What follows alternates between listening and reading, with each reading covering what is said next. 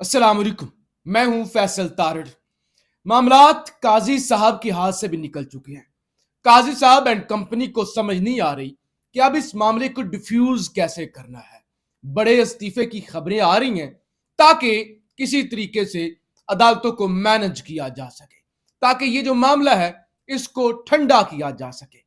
शहबाज सरकार के लिए खतरे की घंटियां बज चुकी हैं। मैंने आपको बताया था कि जब तक पाकिस्तान के अंदर अदालतें कंप्रोमाइज्ड होंगी, पाकिस्तान के अंदर आइन सस्पेंड होगा, तब तक ही इस बदमाशिया की हुक्मरानी है, तब तक ही ये हुकूमत कर सकते हैं। यही वजह है कि शहबाज हुकूमत इस वक्त आखिरी हिचकियां ले रही है और पैरों में पड़ी हुई है कि किसी तरीके से इनकी जान बच जाए। आज सुप्रीम कोर्ट के अंदर फुल कोर्ट इजलास हुआ। इंतजार होता रहा, आधे घंटे बाद एलामिया आएगा, घंटे बाद आएगा, 2 घंटे, 3 घंटे, 4 घंटे, 5 घंटे गुजर गए, अभी तक एलामिया जारी नहीं हो सका कि अंदर डिस्कस क्या हुआ है। अगर सारे जजेस बैठे हैं, किस नतीजे पर पहुंचे हैं, वो कौन सा नया फार्मूला आपने ढूंढा है, कुछ तो कौम को बताएं। पूरी दुनिया आपकी तरफ देख रही है, कोई अनहोनी तो नहीं हो गई ना। आपके अपने जजेस हैं, उन्होंने ये बताया है आपको, उन्होंने एक सबूत दिया है, आपको एक लेटर लिखा है कि हजूर हमारे साथ ये कुछ हो रहा है, अब हमें बताएं हमारे लिए क्या हुक्म है, क्या आइन के मुताबिक फैसले करें या ताकतवर जिस तरह से हमें कहते हैं उसी तरह फैसले करते जाएं। जरा हमें, आप बड़े हैं, आप चीफ जस्टिस हैं, जरा हमारी रहनुमाई फरमाएं। आप 2 जमा 2 वाला जवाब था कि ठीक है, आप आइन और कानून के मुताबिक फैसले करें, कोई आइन और कानून से बड़ा नहीं है, हम देख लेते हैं आपको कौन रोकता है।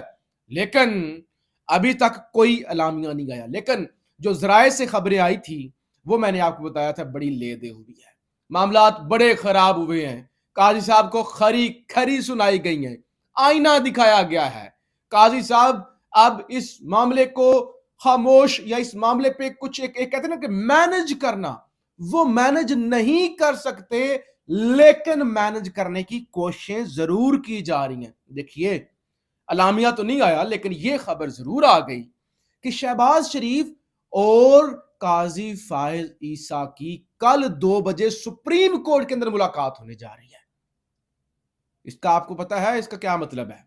एक तो सादा सा मतलब कि शहबाज शरीफ है वज़ीर आज़म, तो काजी साहब उनसे मिलेंगे और उन्हें उन्हें उन्हें कहेंगे कि ये क्या हो रहा है, आप चीफ एग्जीक्यूटिव है, आप वज़ीर आज़म है, क्या हो रहा है मुल्क के अंदर, ये क्या तमाशा लगा हुआ है, चले समझ आती है। नंबर 2, क्या वाकई काजी साहब समझते हैं शहबाज शरीफ पाकिस्तान का वज़ीर आज़म है?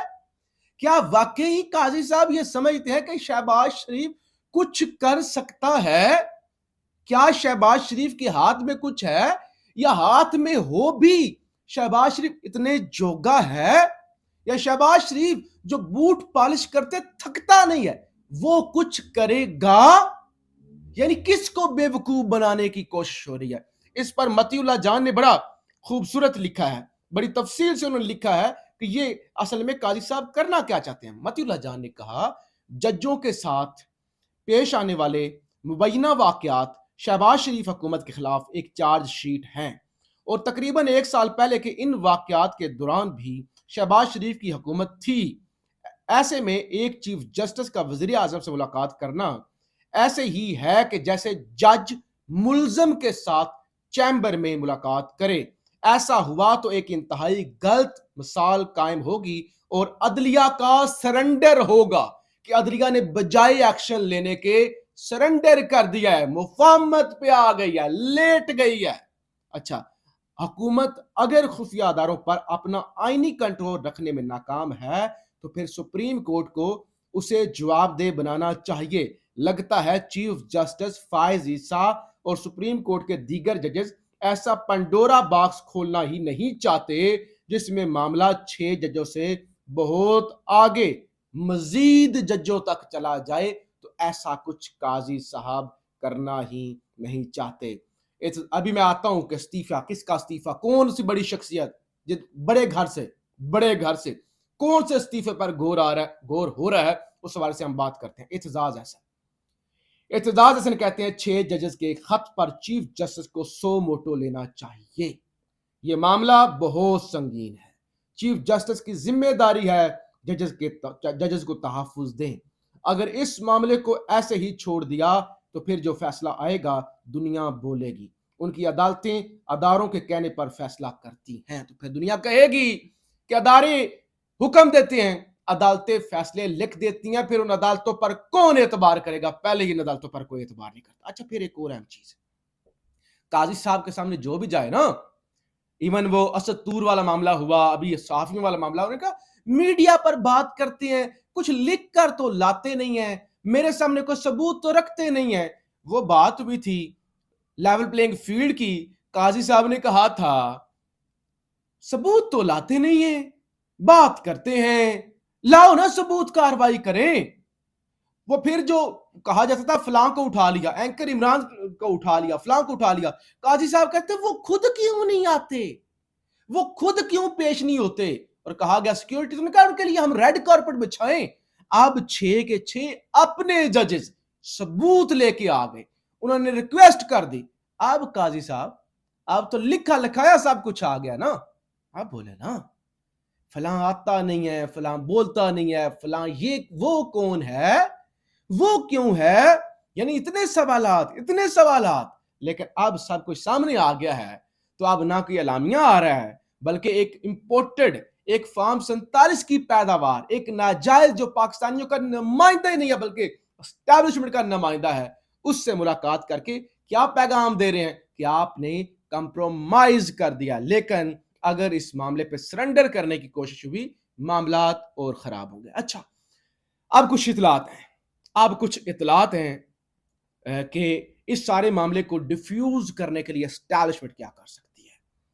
कुछ ज़राए ये बताते हैं कि इस बात पे गौर हो रहा है कि मुद्दत वैसे भी जो है वो पूरी हो गई थी और एक्सटेंशन मिली थी DGISI lieutenant general Nadeem Anjum साहब को, और फिर पिछले दिनों उनके वो अमेरिका के अंदर सफीर बनाए जाने की भी खबरें चली थी।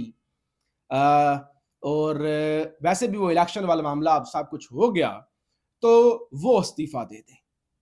अगर वो इस्तीफा दे देते हैं तो मामला डिफ्यूज हो जाएगा कि देखिए इस्तीफा आ गया ना, आपने शिकायत की और जिस एजेंसी, प्रीमियर एजेंसी पर आपने इल्जाम लगाया, उसके चीफ साहब ने इस्तीफा दे दिया है, तो इससे ज्यादा आपको क्या चाहिए?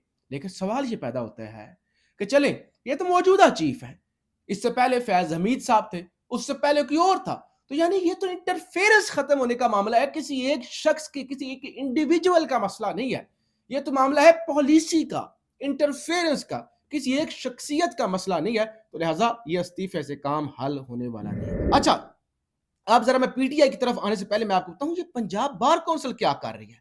जरा आपने तमाशा देखा है कि बजाय पंजाब बार काउंसिल, ये पाकिस्तान बार काउंसिल जो कि एजेंट हैं, टाउट का किरदार अदा करते हैं नून लीग का, पंजाब बार काउंसिल ने अपने एलामिया के अंदर लिखा एस्टैब्लिशमेंट कौमी इदारा है और इस पर इल्जाम लगाना आसान हो गया है, जो भी एंटी एस्टैब्लिशमेंट बात करता है रातों रात मशहूर हो जाता है।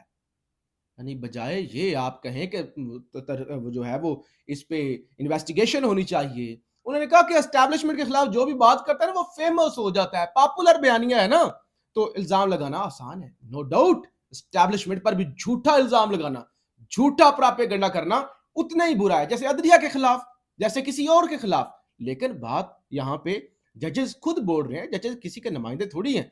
अच्छा, आप पीटीआई क्या कर रही है? एक तो 9 मई के बाद इंसाफ यूथ विंग पाकिस्तान की जनरल बॉडी का पहला अहम इजलास कल 28 मार्च को पीटीआई सेंट्रल सेक्रेटरिएट इस्लामाबाद में होगा। इजलास में शरीक अरकान की मुशावरत से इमरान खान साहब की रिहाई, यूथ विंग की तंजीम नो और पंजाब ज़िमनी इलेक्शन में यूथ विंग के हिस्से और किरदार के हवाले से अहम फैसले किए जाएंगे। ये जनाब पीटीआई मुनज़्ज़म होना शुरू हो गया, नौजवान दोबारा से उठना शुरू हो गए हैं। नंबर 2, रायवेंड से जीतने वाले अहमद रशीद भट्टी 40 दिन बाद खैरियत से वापस घर पहुंच गए हैं। कल इंशाल्लाह मेंबर पंजाब असेंबली का हल्फ उठाएंगे। अहमद भट्टी रायवेंड से जीत गए थे, अब इनको उठा लिया गया था, इनके साथ क्या क्या नहीं किया गया। कहा गया आपको मनपसंद वजारत दे देंगे, आप आ जाए नून लीग के अंदर। इतलात आई इन पे तशद्दुद की, बदतरीन तशद्दुद की, लेकिन वो डटे रहे انہوں نے مثال قائم کی اور کل وہ پنجاب اسمبلی کے اندر حلف لیں گے. یعنی مریم نواز کا ظلم اور جبر اور پنجاب پولیس کا اور جو بھی یہ ساری طاقتیں تھی ان کا جبر پی ٹی آئی کے ایک ایم پی اے کو نہیں توڑ سکا. تو میں سمجھتا ہوں یہ بہت بڑی موٹیویشن ہے, ایک بہت بڑی اگزامپل ہے کہ انہوں نے بدماشیہ کو ٹکر دیا ہے اور ظلم کے سامنے وہ جھکے نہیں ہیں. پاکستان زندہ باد.